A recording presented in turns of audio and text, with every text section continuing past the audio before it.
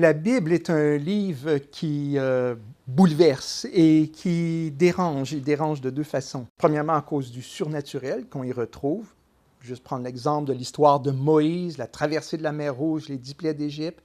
Et d'un autre côté aussi, on a un Dieu qui veut avoir une relation personnelle avec nous. Et ça peut nous déranger. Mais lorsqu'on regarde les Écritures, on voit tout l'Ancien Testament qui est écrit sur une période de 4000 ans, dans laquelle on retrouve plusieurs histoires de plusieurs personnages. Ce sont des hommes et des femmes qui ont eu cette relation personnelle avec Dieu. Et il faut les voir aussi comme les pièces d'un puzzle. Vous imaginez un immense puzzle dont chacune des pièces se rassemble pour donner une image. L'image de quoi? De qui? L'image du Messie. C'est loin de Dieu. Il est beaucoup plus qu'un prophète. En fait, c'est l'homme qui pense comme Dieu. Ce qui est incroyable lorsqu'on regarde les évangiles, c'est qu'on voit ce Jésus qui parle avec la foule, mais sans hésitation. Il répond aux questions sans hésiter. Il n'a pas besoin de consulter Dieu comme les prophètes de l'Ancien Testament. Parler avec Jésus, c'est comme parler avec Dieu. Lorsque quelque chose nous dérange, il faut réussir à s'en accommoder. La raison ou rationaliser nous aide beaucoup. Vous allez le remarquer au quotidien avec vos problèmes, et je le fais moi-même aussi.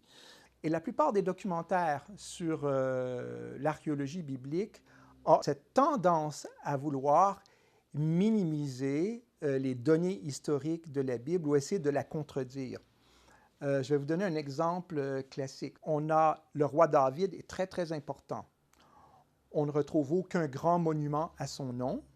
On n'a que les écrits de la Bible. Et souvent, on va vouloir comparer cette culture à la culture égyptienne. On croit à l'existence d'un pharaon. Ben oui, il a fait une construction colossale. Il a laissé derrière lui un artefact immense à sa gloire et son nom est gravé dessus, bien en vue, que ce soit Ramsès II ou Ramsès III. Avec David, on n'a rien. Alors, un archéologue, dans une entrevue, pourrait dire « Oui, nous n'avons aucun artefact qui soutient l'existence du célèbre et légendaire roi David. » Souvent, dans l'entrevue, on va couper la dernière partie dans laquelle l'archéologue se prononce en disant « Mais attention, il y a beaucoup de personnages historiques dont on est certain de l'existence à travers des écrits et non des artefacts. » Et bien souvent, on a coupé ce commentaire. Et l'archéologue se voit pris au piège.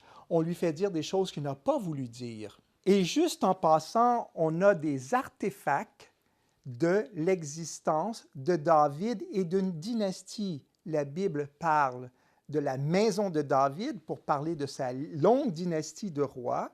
Et on retrouve cette expression-là sur des poteries. Ce sont des artefacts. Ils ne sont pas si grandioses comme des pyramides ou des grands temples, mais ils sont simplement plus modestes. Mais une chose qu'il faut comprendre, et là, ça devient fort intéressant. Faire de l'archéologie en Israël, c'est très différent que de faire de l'archéologie dans un monde dominé par des despotes qui sont divinisés. En Israël, le roi ne pouvait pas s'élever ainsi. Donc, on n'a pas de grandes mausolées. Ils doivent être continuellement humbles et s'ils ne veulent pas l'être, ce sont les prophètes qui doivent les confronter pour les amener à une humilité devant Dieu. On tente souvent de faire passer la Bible pour une série de pseudographes. Qu'est-ce qu'un pseudographe?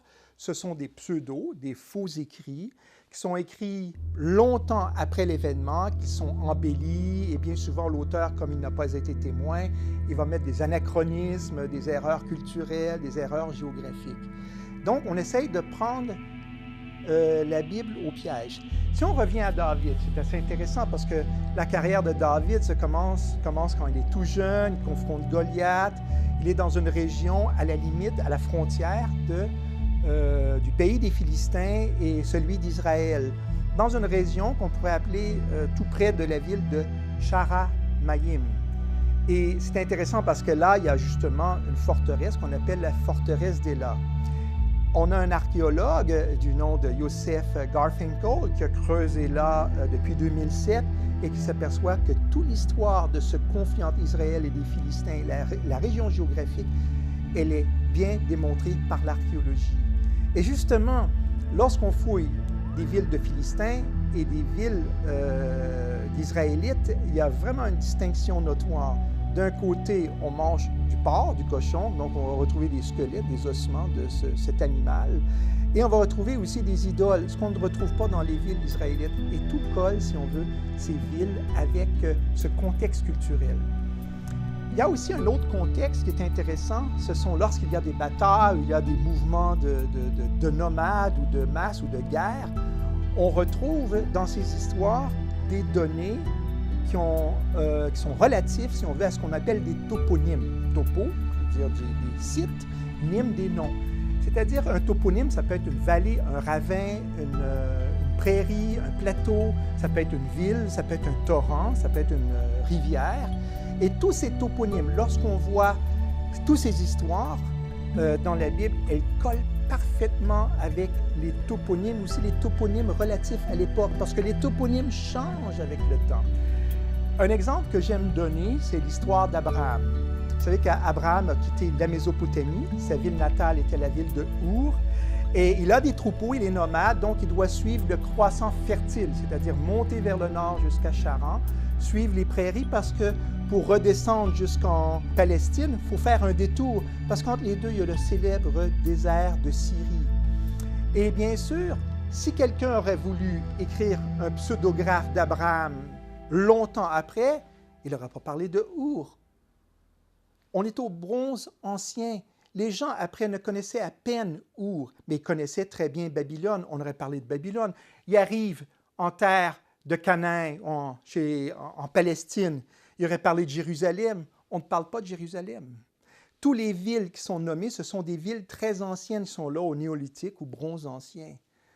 Et on va parler de Sichem. Il arrive à un endroit, ce n'est pas une ville, c'est un campement, un lieu de rassemblement pour les peuples nomades.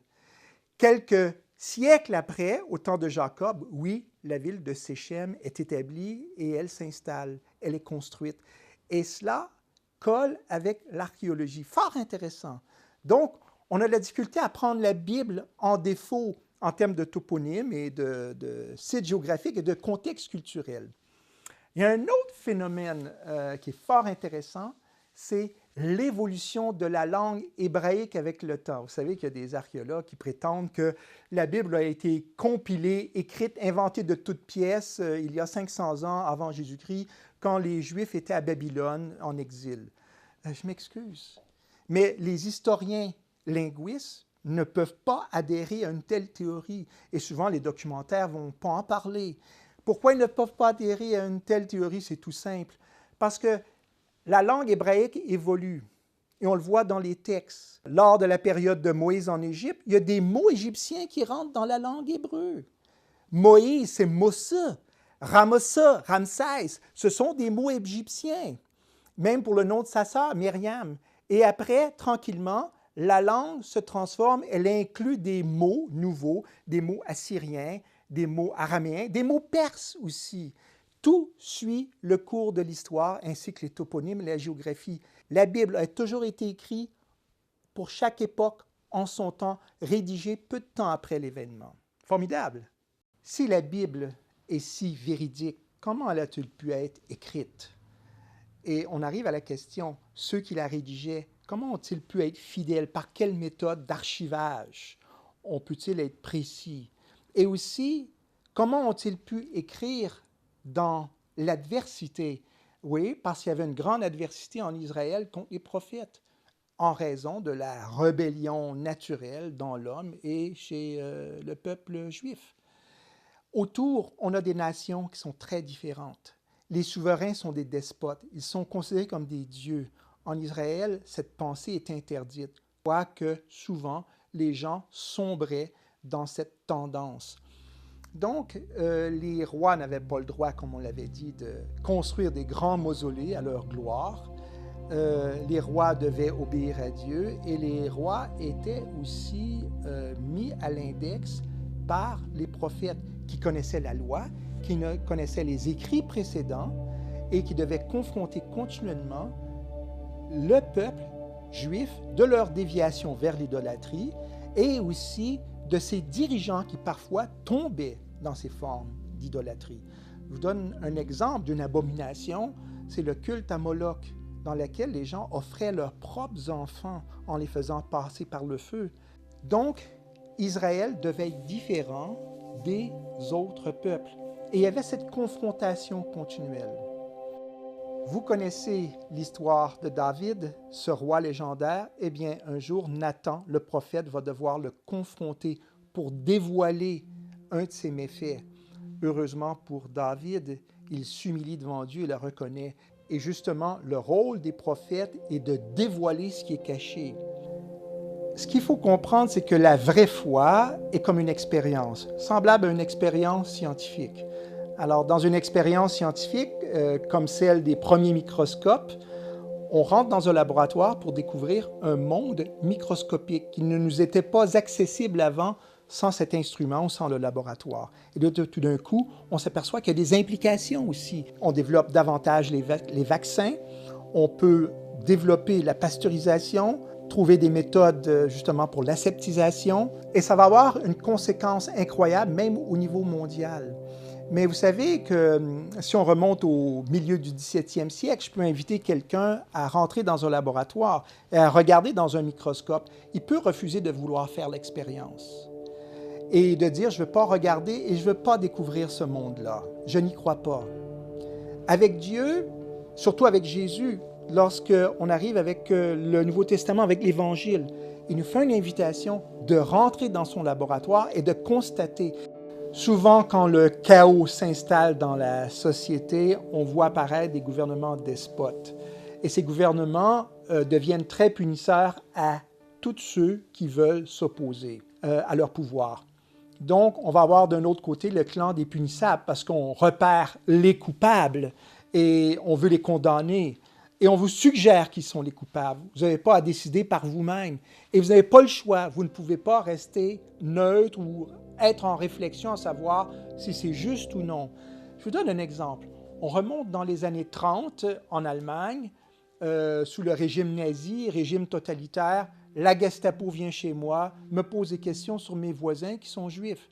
Oui, je sais, ils sont partis en vacances et j'ai le malheur de dire « Ah, mais c'est une bonne famille, ils sont très bien. » La Gestapo me regarde parce que je n'ai pas joint le clan des punisseurs pour punir les punissables, je deviens moi-même punissable parce que je m'oppose au régime ou aux idées du régime.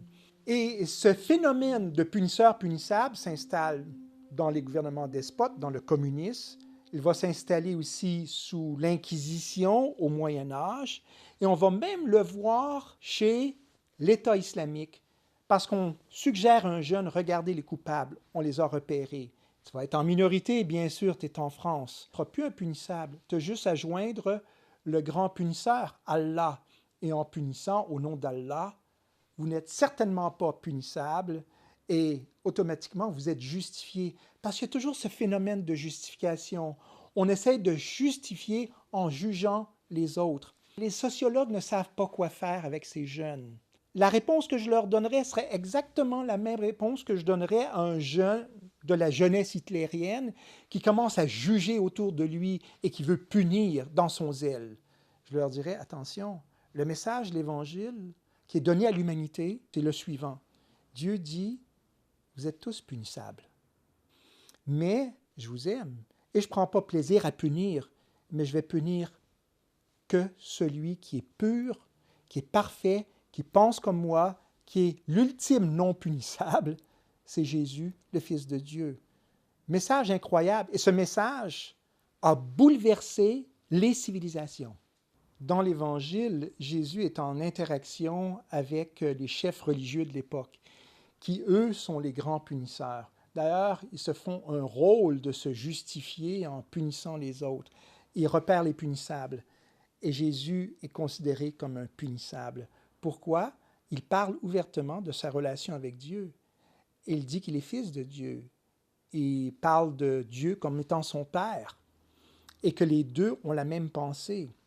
Cela révolte les Juifs. Pour eux, c'est un sacrilège. Pourquoi? Parce que Jésus se fait égal à Dieu en se proclamant fils de Dieu. Jésus, d'une façon très habile, va utiliser l'Ancien Testament, comme toujours il le fait, avec le psaume 82. L'Ancien Testament pointe vers le Messie. Jésus a tous les droits d'utiliser les prophéties de l'Ancien Testament et les écrit. Dans le psaume 82, Dieu justement dit qu'il appelle fils de Dieu les personnes à qui il s'adresse. Dieu considère sa créature d'une façon beaucoup plus importante qu'on peut l'imaginer. Dieu a créé l'homme à son image, de peu d'inférieur à lui, c'est ce qui est dit dans le psaume 8.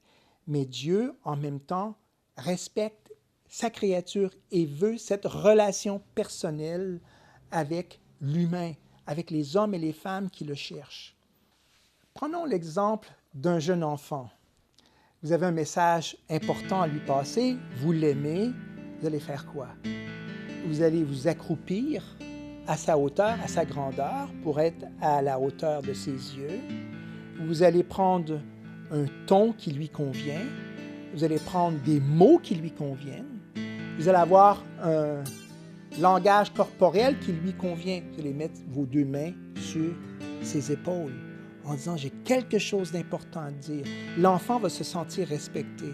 Dieu veut faire la même chose avec sa créature. Il veut lui offrir une expérience et Dieu est venu sur terre pour se mettre à notre niveau, pour se faire égal à nous. Et bien plus encore, il accepte d'être l'ultime punissable pour nous.